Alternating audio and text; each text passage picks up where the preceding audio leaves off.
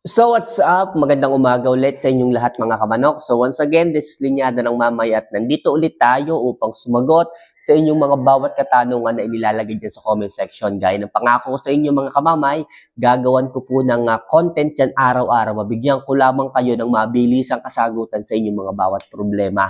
Kaya mga kamanok, kung naghahanap kayo ng trusted na kasagutan sa inyong mga katanungan tungkol sa pagmamanok, nandito po ako. Ilagay nyo lang po yan sa comment section at pag-usapan natin yan pag nabasa ko. Okay? So mga kamanok, isa lang palagi hinihiling ko if ever na napapanood mo, palagi yung mga videos na ginagawa ko at satisfied ka, okay, hindi man ngayon, wala ka mang katanungan ngayon, pero darating ang araw na kakailanganin mo rin yung kasagutan ko. Kaya hinihiling ko mga kamanok, wala naman po itong bayad.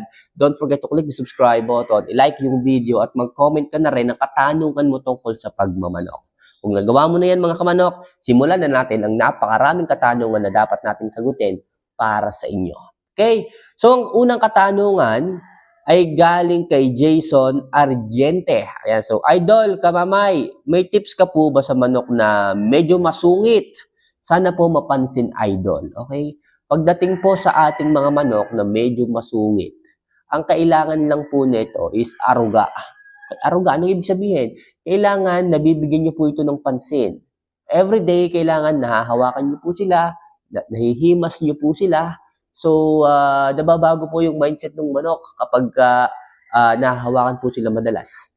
Nahihilamusan niyo po sila sa umaga, sa hapon, tapos mas maganda dito sa bandang takip silim, inyo po silang hawakan, ipasyal, igala, lagi niyo po silang haplusin. Masasanay po yan. Okay, tulungan niyo po yung manok na ma-feel po nila na safe po sila doon sa environment na nandun sila. Ibig sabihin, kung hawak niyo sila, kailangan ma-feel nila na okay, okay pala ako dito, hindi pala ako may stress. So, ipapili niyo po. Pero kung wala po kayong oras, tapos patuka lang kayo ng patuka, doon po nadidevelop.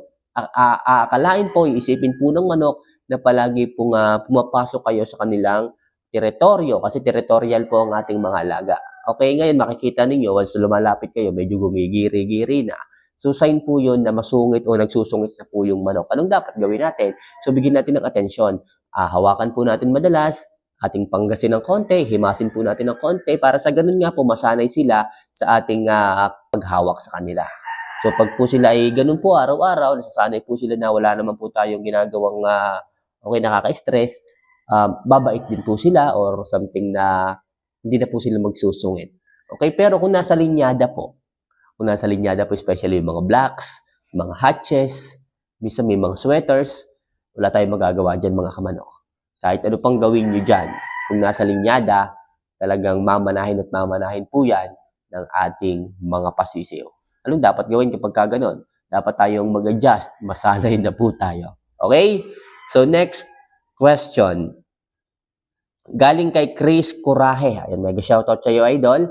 Tanong ko lang kung pwede po ang 7 months na manok na lalaki na ating i-breed. Okay? So, thank you, kamamay. Okay? Yung 7 months old, pwede na ba natin itong gamitin sa breeding? Para sa akin po mga kamanok, hindi ko po muna ito ginagamit. Masyado pa itong bata. 7 months sa breeding, masyado pa po itong bata. Pero, depende po sa mga linyada. May mga linyadang early maturing kahit sila is mga bata, especially yung mga hatches. Yung, may mga blacks na ganyan. O pwede po yan. Pero karamihan, yung 7 months, hindi ko po in-recommend na agad nyo pong gamitin sa breeding. Hanggat maaari ako, minimum ng 1 year old. Bakit po mga kamanok? Para sa akin po, pag masyadong bata ang tandang, o sabihin natin masyadong bata rin yung inahin, halimbawa nakita nyo umitlog yung inahin, umitlog sa patoka, bigla sinalang nyo po kaagad, nakikita ko yung mga sisiw nila, hindi po ganun ka-healthy pagka napisa. Hindi po ganun kalalaki pag napisa. Kasi basal po yun eh.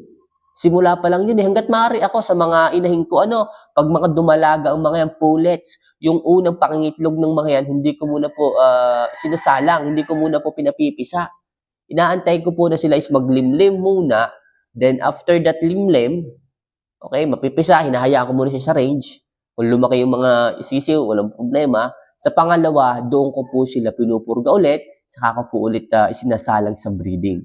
Okay, sa ganung paraan, nakikita ko nag-i-evolve, nag-i-improve lumalaki yung itlog na kanilang iniiitlog. Pero yung mga pullets, first timer, maliliit pa po ang itlog ng mga yan. Hindi pa po nila mamamaximize yung magandang mga offspring, yung malalaking mga sisiw. Okay?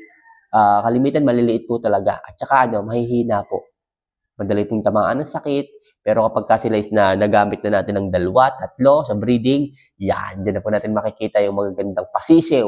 Tapos yung ating mga tandang, mga 1 taunan, 2 taunan, yan, makikita nyo po ang magagandang paanak, pasisiw, papisa ng inyong mga alaga. Pero yung 7 months, idol, para sa akin, masyado pa yung bata. Pero kung no choice ka, sabihin na natin wala ka talagang natandang dyan na maaari sa breeding, yan lang talaga yung pinakamagulang, pinakamaedad.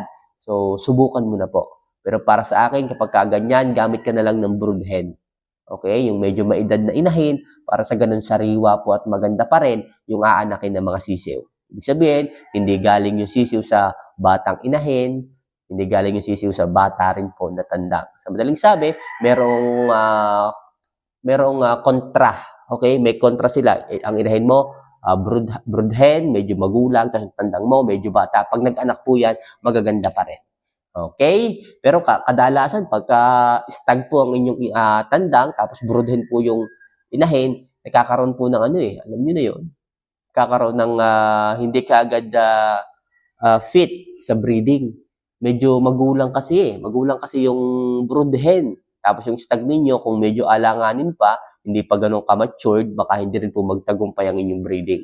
Kaya to make sure, kung talagang early maturing yung inyong mga 7 months, wala kayong magiging problema. Alright? So next question. Okay, galing kay Jesus Dikin. Ayan, so pwede ba yan, boss, sa inahin yung 1 day 1 eat? Okay? So ang dami talaga nagtatanong nitong 1 day 1 eat pagdating sa ating mga inahin. Yes po, pwede po ito sa ating mga inahin yung 1 day 1 eat. At bakit po mas maganda yung 1 day 1 eat pagdating sa ating mga alagang inahin, especially sa mga nangingitlog? Unang-una, wala po at alis po talaga, zero fat yung taba. Okay, zero fat. Madaling sabi, alis po talaga yung sapola ng mga yan. Kaya pagdating sa breeding, makikita nyo, mas magaganda yung iniiitlog, mas malalaki yung iniiitlog. Kasi nga po, wala pong sapola. Pag wala pong sapola, wala pong pikos, wala pong bilbil, wala pong buyon, yung ating mga materyales, yung inahin, madali po ang production ng itlog. Maganda po ang pangangatawan, lean muscle po. Okay, sexy po sila. Kaya madali po silang mangitlog. Okay, make sure lang mga kamanok na pagka kayo papasok sa 1 day 1 eat, maganda kung maghahalo kayo ng fermented Jackie oats. Kasi ito po ang nagbibigay ng mataas na fiber sa ating mga alaga upang sipsipin at magtunaw ng taba mismo sa katawan ng ating mga alaga. Okay, so pagdating sa ating mga breedings, especially sa mga inahin, pwede po at mas maganda po ang 1 day 1 eat sa ating mga inahin. Okay? So next, ito galing kay Romy Sevilla. Ayan. Mamay, isang tanong ko lang po. Yung may kulay puti na nasa loob ng bunganga ng manok, ano po pwedeng gamot? Okay, so ito po yung canker. Okay, yung pong may parang keso puti-puti dito. Yan po ay pag inalis natin, bumabalik lang po ulit. Yan po ay sipon na napabayaan, naging halak, napabayaan hanggang sa lumala po ito. Okay, so kapag kaganyan mga kamano, kung ako tatanungin po ninyo, ini-out ko na kaagad dyan. Naaalis ko na po kaagad dyan kasi may problema na po yan sa baga ng manok. Humina na po yung baga ng manok dahil sa matagal na sakit na hindi po agad natin ito nasagot. Tignan po ninyo ang katawan ng mga yan, medyo umiimpis na po. Medyo mapayat, medyo magaan kasi hindi na po ganon mag-filter yung atay ng manok, yung baga ng manok. Okay, dahil po masyadong na-expose sa sakit, hindi na po mag-function or hindi na po niya tanggapin o ma-filter yung mga nutrients para i-distribute sa kanyang pangangatawan. Kaya hanggat maaari, ini-out ko na po yan kaagad. Sayang lang po ang oras natin at makikita po ninyo yung mga ganyang manok. Once sila is kumakain, umiinom, or sila is nag-exercise, nangingitim po ang mukha. Kasi po yung mga blood vessels, nababarahan na po. Hindi na po maganda ang oxygenation, ang labas-pasok ng hangin sa kanyang sistema. Yung baga po niyan, hindi na po ganun kabilis mag-expand, maglabas at magpasok ng hangin, mag-exhale at mag-inhale ng hangin. Kaya hanggat maaari mga kamanok, nakakapanghinayang lang. Dapat kung may mga ganyan kayong issue, nagkakasakit, huwag nyo na pong patagalin. Dapat nakamonitor po kaagad, kung may sipon, gamutin kaagad. Kasi ayoko nga po na dumating yung time na kung kailan huli na ang lahat, saka pa tayo magkakaroon ng concern na gamutin ang ating mga alaga. Paano kung huli na? Paano kung ganyan na nga, di ba? So, pero try natin, alisin muna natin manual, then bacterial flushing natin, tapos linisin po natin yung ilong. Okay, baka kasi may mga bara-bara, tuyo-tuyo yung mga sipon. Yun din po kasi nagdadahilan minsan kaya kung bakit nangingitim ang ating mga alaga once na umiinom, hindi po sila makahinga ng maayos. May mga natutuyo pong mga kulangot o sipon dyan, kailangan po nating alisin yon. So, para hindi po mangitim ang mukha, alisin natin yung mga nakabara. Okay, yung mga nakabara na sipon, na kulangot dyan, para yung pag-inhale, pag-exhale ng manok, maluwag. Hindi po mangitim yung mukha. Then, magbigay tayo ng antibiotic sa kanila until 550 for 7 days. Okay, so before feeding, mas maganda kung maaga. Before feeding or 6 a.m., magbigay tayo ng until 550 sa kanila. So mga kamanok, yan lang muna ang ating ilang mga katanungan na sasagutin and hopefully makatulong po yan sa ating mga subscribers na nagtatanong. Kaya ikaw, kung may katanungan ka pagdating sa pagmamanok, ilagay mo niyan sa baba at akong bahalang sumagot, magbigay sa iyo ng honest na kasagutan. So paano mga kamanok? See you for our next vlog. Mahal ko po kayo. Paalam.